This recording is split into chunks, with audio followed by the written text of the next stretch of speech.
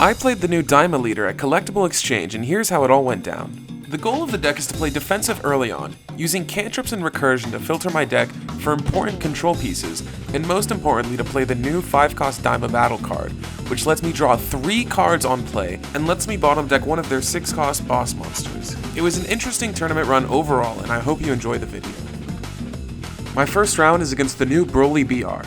I teched in 3-cost Beerus to deal with early Brolys, but I took out Lightning, so we'll see how that goes. He wins the dice roll and chooses to go second. This is usually the worst case scenario since most Broly players were running Nappa, and this would let him get Broly out on turn 3. The game starts and I cantrip and pass. He plays a Gohan Searcher and passes himself. I play out Videl, but I realize that I can actually prevent him from getting Broly out early by starving his life.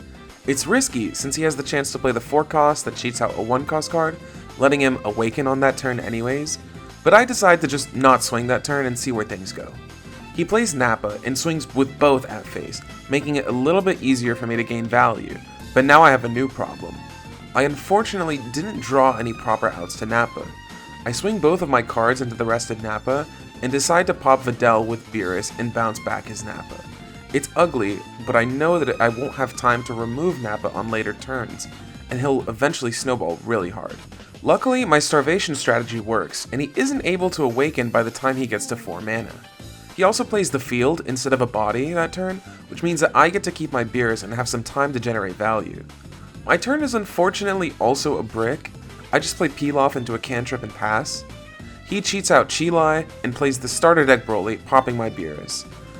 This turn for me is pretty simple, since I could just play the 1-cost Jiron to bottom Chilai, and then Beerus the starter deck Broly back to his hand. I actually forgot to target the Broly when I used Beerus' effect, since I don't really use this card very often in person, but he was chill about it. I also use Pilaf to recur the Jiron if he ends up playing another Chilai. His turn, he plays the 30k 4-cost Broly into the starter Broly again. I go down to 4 life, but now that he doesn't have a Chilai and I'm on 6 mana, I can play out 6-cost Vegito, bouncing his starter deck Broly and getting some solid pressure. I would have liked to Zeno this turn for field removal, but I didn't see it. He ends up going down to 2 life, but is forced to play starter Broly again next turn to remove my secret rare, giving me a chance to dump with Double Striker, but I don't have any extra cards. The dump is definitely a stretch even without them, because his hand was pretty massive at this point. This turn is a simple Zeno and Pilaf loop, but it's nice since I finally get the field out of the way. This matchup is a slow game, since I don't have any good way to gain an advantage due to his constant board pressure.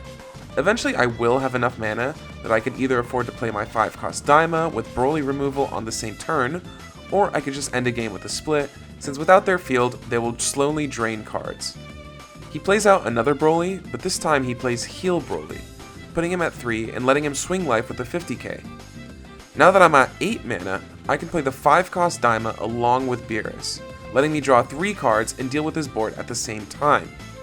I draw some decent combo power, but in reality I'm in a bit of trouble. I have a few too many zeros in my hand and he might be able to split me with a Namek Goku.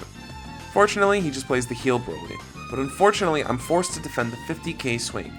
I still don't have an extra, and things are looking really dicey as trying to end the game now is pretty risky. I end up playing another 5-cost Daima and Beerus, but draws off of my Daima are really weak this time around. 2 zeros and a 5k combo.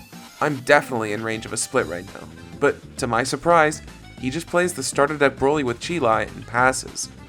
I don't even need an extra to dump on him now, since he never healed back to 3 last turn. Either way, I do find my Final Hope Slash and hit him with an ungodly amount of combo power using the Double Striker's secret rare and Pilaf loops to finish the game. He actually did have the Namek SCR on that last turn, but his hand was apparently not that strong. Either way, we take down round 1 and move on. Next up is a Blue Daima mirror. A lot of people really dislike blue mirrors, but I don't really mind them, since the game plan is often really simple.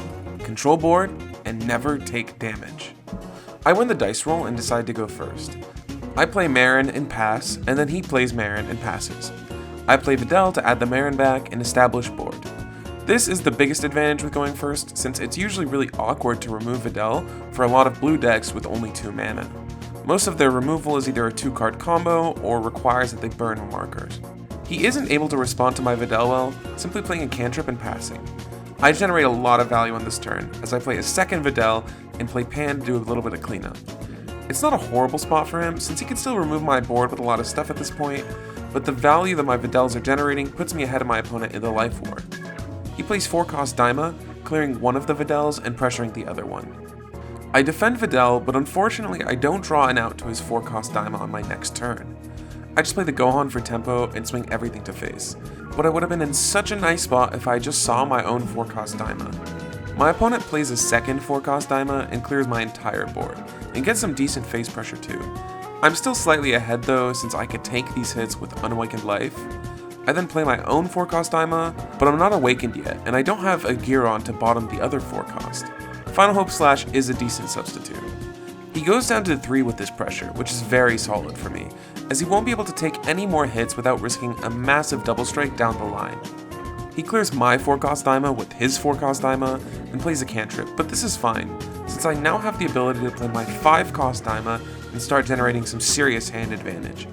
I also finally awaken on this turn, so I can use the leader ability with 5-cost Daima and bottom deck his 4-cost Daima. Normally in these mirrors, you end up going into a 5-cost Daima war at this point, but my opponent breaks and doesn't see what he's looking for. He ends up using Lightning to bottom deck my 5-cost, but this is a really unfortunate turn for him, as not being able to draw here solidifies my advantage. He passes and I play another 5-cost Daima, generating even more value and putting on more pressure. He does see a 5-cost here finally, but it's not really enough as his hand is getting really small. I also play my third 5-cost Daima and remove his board again. He goes down to 2 from this swing, and this game is pretty much locked up. He plays another 5-cost Daima, but I have guaranteed lethal here. I can generate way too much value with my Pilaf, so the 3 cards really doesn't matter. I go for the Secret Rare Double Striker and win my round 2.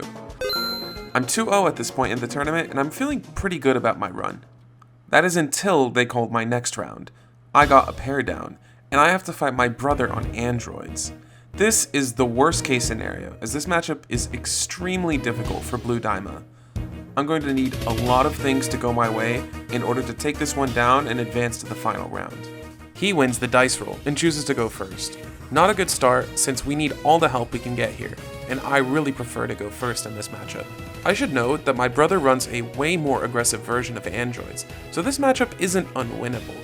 If I can play bodies quickly enough and get some good value off of early game threats, we might be able to find a shotgun with our secret rare. It's much easier said than done, as he can kill us extremely quickly if we aren't careful, but we have a win condition. He starts off with a cantrip and pass, I start off with a Marin and pass. On his second turn, he cantrips and passes again. I don't see Videl my turn 2, so I just peel off into Marin for defense. He ramps with Nappa and swings face with everything. I use Marker to play 4-cost Daima and remove his Nappa and swing everything to face. He does a double ramp with Nappa in 17 and 18, letting him play Broly on his next turn. Fortunately, I have the second 4-cost Daima, so I can clear his board really efficiently, but I don't have anything solid to deal with Broly next turn. Of course, he plays Broly and clears my board with a little bit of face pressure as well. I go down to 4 and I have way too many cards in my hand.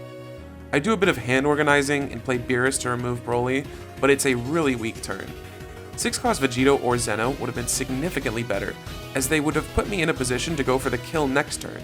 But since I needed to use Marker earlier to get rid of Nappa, I didn't have enough mana now to efficiently deal with Broly. His next turn again is just Broly with more face pressure.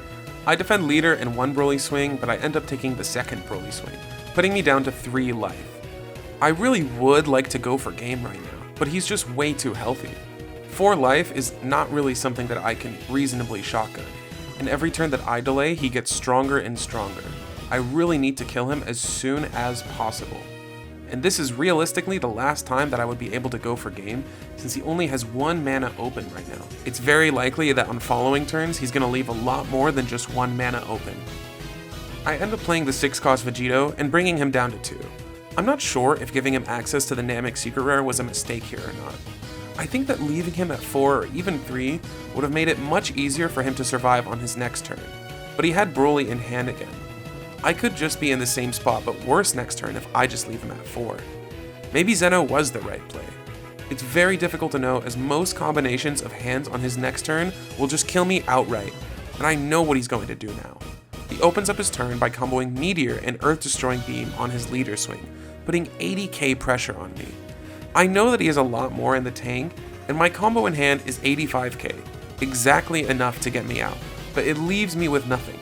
He could easily play a 17 or 18 or Cell Jr. to bring me down to 2 and then just kill me with a Namek Goku. The other issue to consider is that if I defend and he tanks up with more extras, my hand would be definitely too weak to kill him. Keep in mind that I know the list that my brother runs, and he has 4 copies of both Gigantic Meteor and Earth Destroying Blow. He almost definitely has room to drop more extras. I ultimately decide to take the hit. If I take the hit and he decided to go for an 85-90 split, it's possible that my life gives me something that lets me survive. Ultimately, this was a mistake. My life was a 0 combo card, meaning that it's almost definitely over. It didn't matter either way, as he under-comboed on that first swing. After I saw 3 meteors on the secret rare, I didn't even bother to calc. He had covered me multiple times over. But he told me that he would have considered passing in the situation where I did actually combo out of that first swing. But I thought that was odd since I still had Vegito on board. If I drew something like a peel-off from my deck, it could have been a close game after passing, but there really was no right answer here. I didn't get good pressure, and he saw basically every card he needed to win. Bringing him down to 3 or 2 didn't matter, as he had a Murray in hand as well. Maybe I could have won if I dealt with his Nappa in a way that didn't burn marker. The other note was likely to combo much more aggressively, since this might have made it easier for me to bring him down to 3 or 2 life and shotgun on the turn where I played Vegito. Good things to consider in hindsight, but this game is over. Since I lost my pair down, the tournament ended right there, with only 3 rounds, and I didn't end up placing in the top 4, ending with a result of 5th. Frustrating as this was, the one matchup I really didn't want to see, but as I later learned, the other 2 undefeated players were both on Yellow Vegeta, a matchup that is debatably worse for Blue Daima than Aggro Droids. Ultimately, there was a lot to learn here at this tournament. I spent some time practicing against Yellow Vegeta players in some friendly matches, and I got blown out pretty hard, so winning this would have been difficult even if I had managed to beat the droids. It was a fun event, and I'll definitely come back stronger next time. But until then, feel free to leave a like, comment, or subscribe, as that helps me out a ton. Thanks for watching, and I'll see you next time.